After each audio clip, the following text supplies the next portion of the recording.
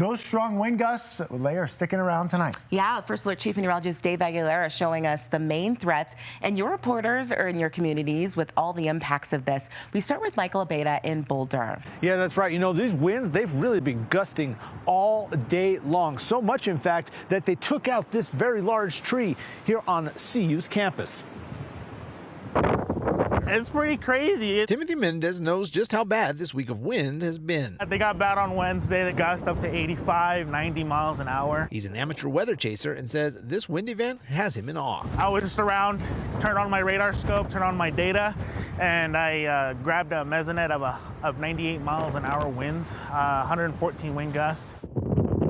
Friday, he was at Coot Lake in northern Boulder, marveling at what the winds were doing to the water. Here at the lake, I don't know what we're reading at, but we do have, as you can see, floods.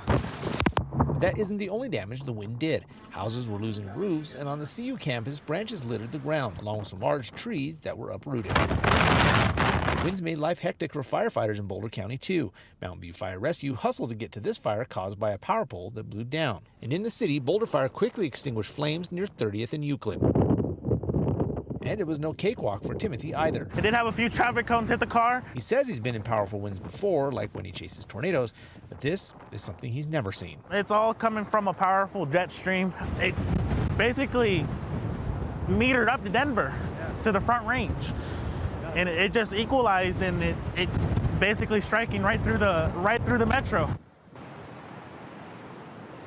Now, this is actually the northwest corner of campus, of CU's campus, and CU did send out an alert saying that people should be careful when coming to this area because of the branches that are falling and the trees that are falling. But luckily, their semester is over, so there aren't a whole lot of people in this area to be in danger.